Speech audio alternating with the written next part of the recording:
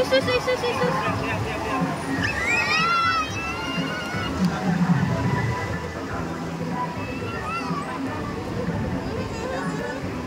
Isus. Wala, nagpadulas. Ang cute. Yay! Cute na sila yun. On your left side, the elder female South American one just half. And according to her trainer, she is so pretty there. Wow, confident. Her name is Isis. Together with her, Ang cute. hi! Hi! On the other side, Ang kulit ng kamay, pagkaway eh. Oh. And according to her trainer, she is so cute there. Oh, don't be shy, girl. Her name is Lyra. Isus. Johnny, say hello. Hi! Now let's continue. So guys, do you have any idea whether called fish or whether calling marine mouth? Any idea? Do they have feathers? Well, let's ask them. Hey ladies, do you have feathers? Hindi, ayaw yan na. Galing ah. Which are shaped like a bird's wing. The turkey is very big, also translated as wing then. It serves the bird to look somewhat nice. In fact, they appear to be flying underwater as they swim from place to place, right ladies? And you know, they're always mistaken like a seal because they look very much alike. But some differences between a seal and a sea lion is the fact they are bigger, claw flippers. And they can also wear their back flippers, something they cannot do. As a result, Cute. they Isus, can isus. walk right while on land. And that's the fine demonstration of the rule of Ang law. galing yun. Oh. Natuturuan. Yay! And you know what, guys?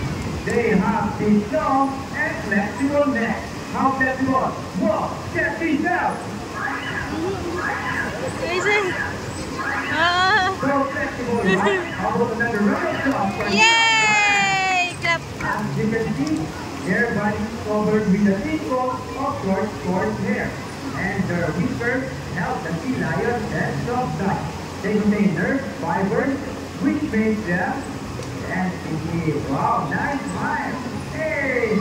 They may also use their whiskers to aid hand navigation, or to detect vibrations from rain in the water. And their small sternal ears give them a good sense of hearing, follow up, and below the water surface. Sea lions, like many marine mammals, can see both bottom up and underwater. They have keen eyesight, but no color vision.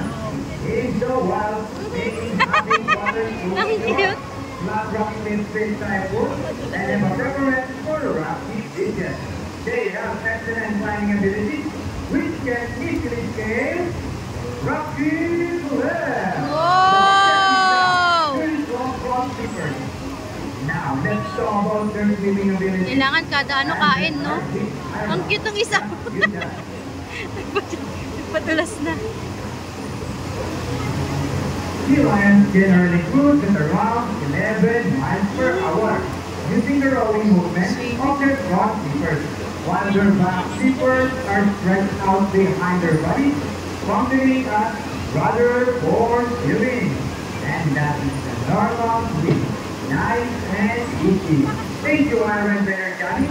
But when they swim their prey or skating from their birds, they can see a bird feet down too. Very easy. Oh! 25 miles per hour. Wow! Our runners up for Isis. Ang bilis ah! Wow, nice diver. Cute. And another one, Jesus. Yay! Now, here's an interesting story about the sea lion. Did you know that the U.S. Navy has trained a few of them to take part in their special operation? Yeah, that's right. They're able to hold their breath for up to 20 minutes, and they can dive hundreds of feet. Abilities that even the best Navy diver would be envious of. And since cannot be detected by a radar underwater, they're thought to recognize in a voice underwater mind. Alright, ladies, trainers, are you ready? Rolling. Now, that's right. Ready? Up, 2, 3, 4, up, 2, 3. Jesus! Now, Cute! this time, would you please join our sea line in a salute? In a count of 3, everybody take salute and make this one down. Alright guys, are you ready? Hey guys, I can hear you. Are you ready? Okay, Yes! let me count. 1, 2, 3. salute Jesus! everybody. Thank you Ang so cute. much. Well, sea lions are both used to surf Magbubulag. and recover treatment from the water. H2O. Okay, trainers, what first? The reed. Go ahead and get the reed sea lion first. And they got it. Our red rock, IC and Ira. Great job, ladies. And another one. They are Yay, in palakpak for daw. red. So, trainers, what's next? The ball. How do you think they get the ball?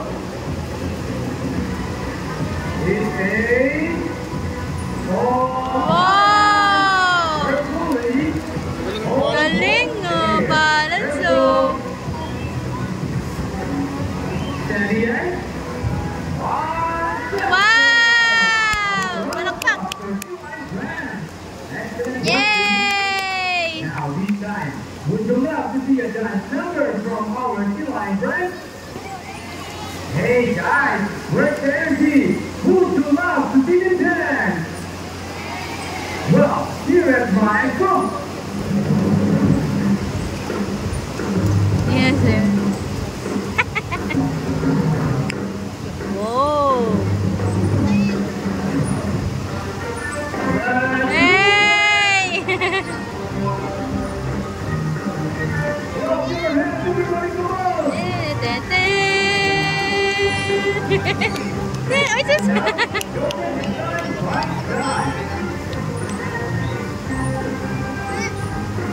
Ang cute! Rock and roll, ladies. Into the water. To water volley. With it and Ikot-ikot! and onward, let's go. Round and round. On the other side, round and round. Okay, ladies, your hands up. Boogie, boogie. Boogie, boogie. Hey, hey, hey. Our favorite part. Boogie, shake it. Shake the boogie. Yeah, wow. And keep on rolling. Okay, ladies, so this one you got. People of the crowd, ready your camera because this is the best part. Steady head. Ready, wow. And boys up the alley.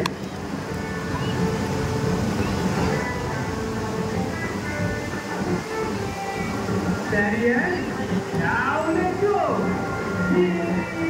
Yee-haw. Wow!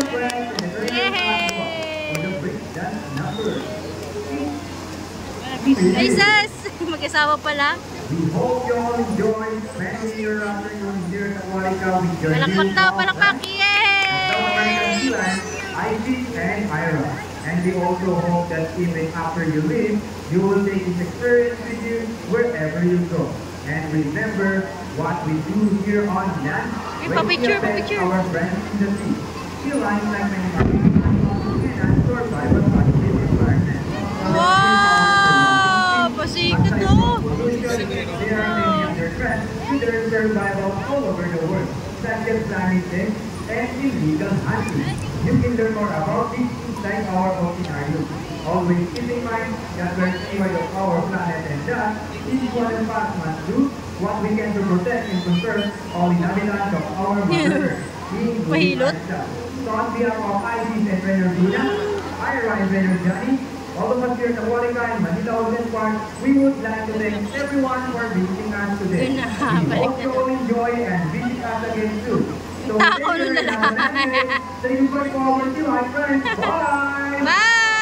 again, thank you for watching! Cute! Ayaw tayo. Bye!